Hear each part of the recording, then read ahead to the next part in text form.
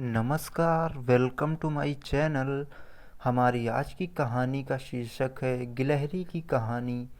एक जंगल में साध नामक मुनि रहते थे। उन्होंने तप करके बहुत सी विद्या हासिल की थी। एक दिन ध्यान लगाने के बाद जब उनकी आंखें खुली तो उनके हाथ में आसमान से एक गिलहरी आ गिरी।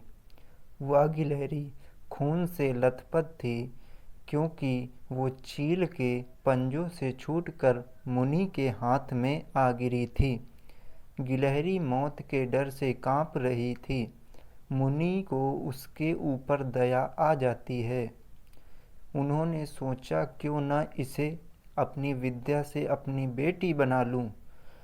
मेरी पत्नी कब से संतान प्राप्ति की चाह रख रही है, लेकिन उसके भाग्य में संतान ही नहीं है।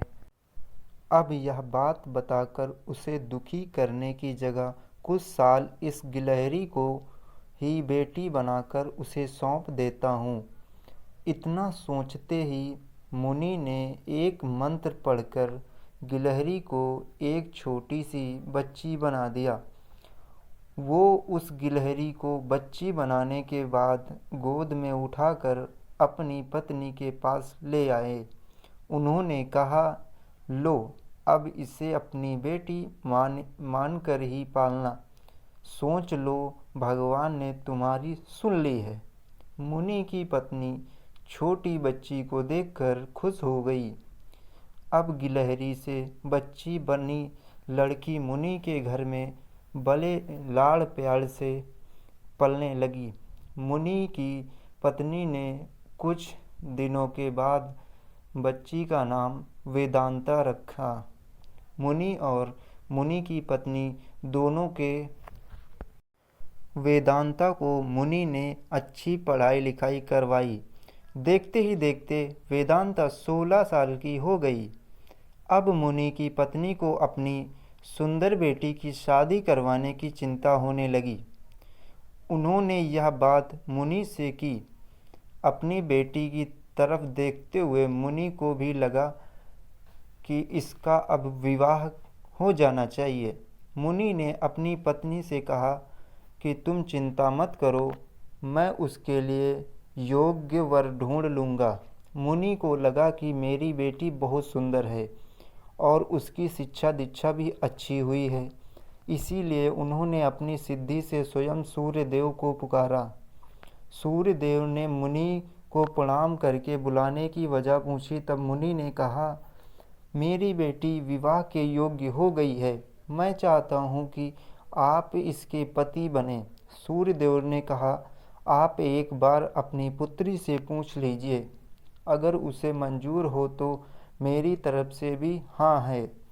तब वेदांता बोली, पिताजी, यह बहुत गर्म है, मैं इसके पास नहीं जा पाऊंगी और न ही इन्हें देख पाऊंगी। मुनि ने वेदांता से कहा, कोई बात नहीं, हम दूसरा वर ढूंढ लेंगे। तभी सूर्यदेव ने कहा, हे मुनिवर, मुझसे श्रेष्ठ बादल है, आप उनसे बात कीजिए, वह मेरे प्रकाश को भी ढक देते हैं। मुनि ने अब बादल को याद किया। बादल गरजते हुए मुनि के पास पहुँचे और उन्होंने नमस्कार किया। इस पर मुनि ने सीधे वेदांता से पूछा, क्या तुम्हें यह वर पसंद है? वेदांता ने जवाब दिया, पिताजी, मेरा रंग गोरा है और इनका काला, हमारी जोड़ी अच्छी नहीं लगेगी।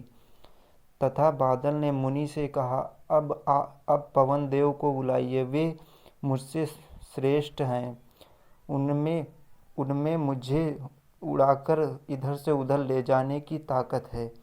अब मुनि ने पवन देव का स्मरण किया।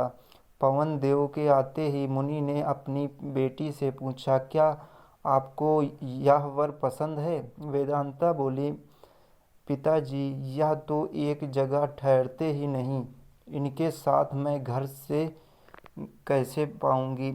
इस पर मुनि ने पवन देव से पूछा, मुझे अपनी पुत्री के लिए वर की तलाश है, आप बताइए कि आपसे श्रेष्ठ कौन है? पवन देव ने जवाब दिया कि मुनिवर अब पर्वत को बुला सकते हैं, वह मेरा रास्ता रोक देते हैं, वह मुझसे श्रेष्ठ हैं। तुरंत मुनिवर ने पर्वत को पुकारा। पर्वत को देखते ही वेदांता बोली, यह तो पत्थर है, इनका दिल भी पत्थर का ही होगा, इनसे विवाह कैसे हो पाएगा पिताजी। मुनि ने हाथ जोड़कर पर्वत देव से पूछा, आपसे श्रेष्ठ कौन है। पर्वतराज ने जवाब दिया, हे मुनि, चूहा मुझसे श्रेष्ठ है, मुझ में छेद कर देता है, इस आधार से यह मुझसे श्रेष्ठ है। इतना कहते ही पर्वत देव के कान से चूहा नीचे कूदा। वेदांता ने जैसे ही चूहे को देखा, वह खुशी के मारे उछल पड़ी। उन्होंने कहा, पिताजी, यही मेरा वर बनना चाहिए, मुझे यह पसंद है। इनकी इच्छा। कान मुस्कुराते हुए कितना प्यारा है। मुनि ने सोचा, अहो, मैंने एक गिलहरी को मंत्र विद्या से इंसान तो बना दिया, लेकिन उसका दिल अभी भी गिलहरी वाला ही है।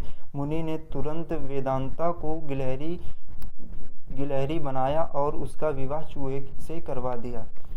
अगर आपको यह कहानी अच्छी लगी है तो प्लीज़ लाइक और शेयर कमेंट करके बताना ना भूलें कि आपको ये कहानी कैसी लगी है। और आपको ऐसी ही कहानी और सुनना पसंद है तो आप हमारे चैनल को सब्सक्राइब कर सकते हैं।